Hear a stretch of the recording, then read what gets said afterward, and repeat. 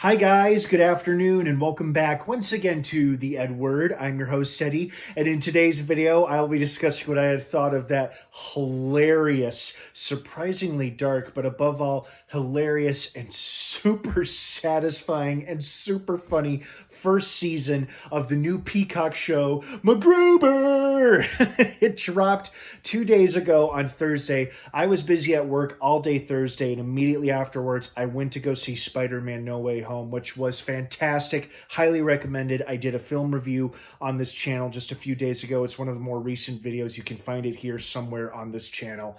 And then I was busy all day Friday at work as well, so I've been super busy all day. I've been super busy all week at work, and now it's Saturday. I finally had a chance to actually binge MacGruber late last night, and I finished it in the late hours of the early morning. And now I can talk about it, so I can tell you all what I thought of it.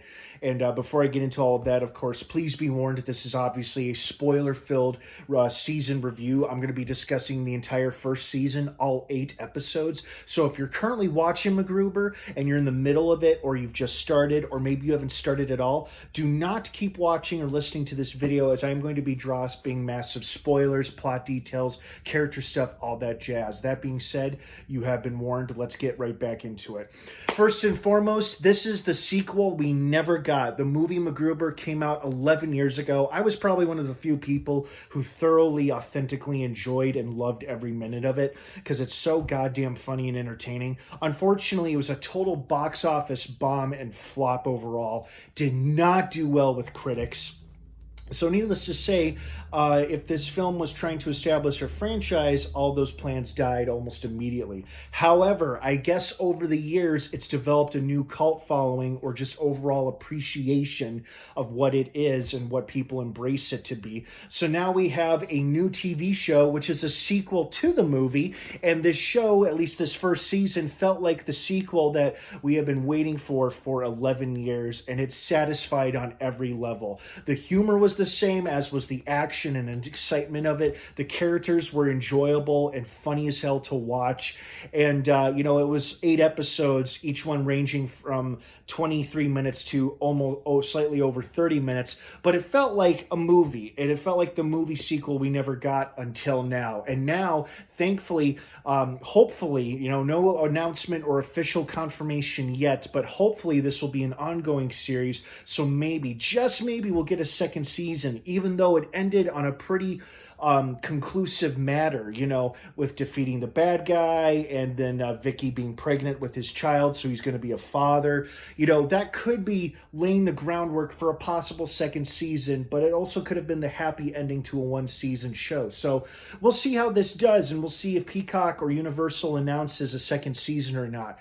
I mean, God, I was laughing my ass off from beginning to end. I mean, the humor was raunchy, gross, and it was super violent, tons of multiple throat rips, and then just violent, gory deaths overall, just like the movie. Gratuitous sex scenes with lots of loud moaning and humping between characters. And then to top it all off, the love trinkets between MacGruber and Vicky, where they got each other's respective pubic hairs and the lockets they wore around their necks.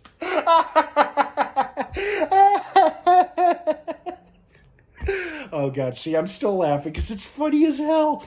And then MacGruber being so completely inept and stupid when handling with national security matters is always a delight and somewhat frustrating to watch.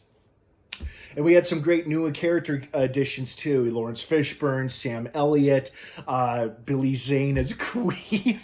I guess I could see why the twist was that the villain, Queef was a bad guy, but, the mastermind behind, creating this chemical weapon was apparently MacGruber's own flesh and blood. His father, played by Sam Elliott. And that was a twist that was unfortunately a little disappointing to me because I was really hoping it was going to be somebody else.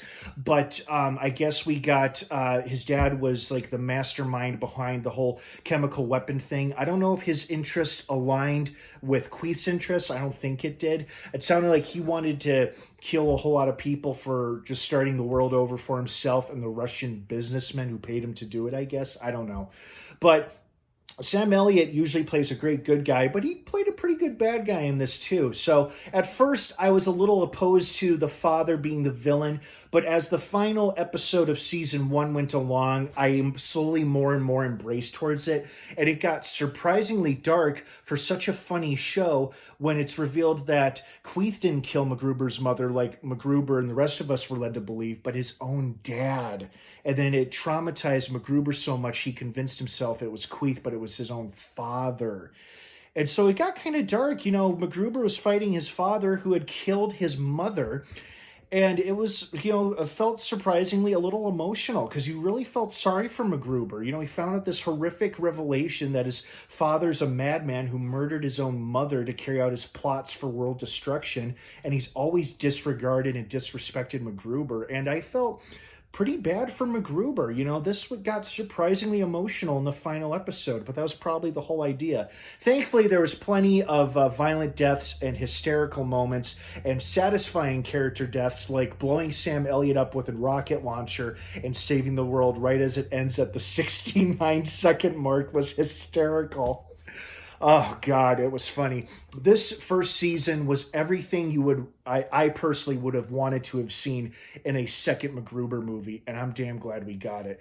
It was filled with stupid humor, gratuitous sex scenes, gratuitous violence, if that makes sense, and funny characters, and I sincerely hope this is an ongoing series. And if this was just a one-season thing, I'm okay with that too, because this ended on a lot more solidified ending. Well, MacGruber did too, the first film, but this first season wrapped things up rather nicely, where even if we don't get a second season or if it's not an ongoing series, it had a pretty awesome beginning, middle, end, and a very conclusive end with not much left open-ended. So I was happy with it. God, and I love the fact that they pretty much brought back everybody except for poor Powers Booth, who sadly passed away years ago, R.I.P., which is probably why the Lawrence Fishburne character came in. Although I kind of guessed or predicted that twist was coming where he would be a bad guy as well, but it was simply because he wanted MacGruber gone because he was jealous that his wife Vicky still had the hots for him.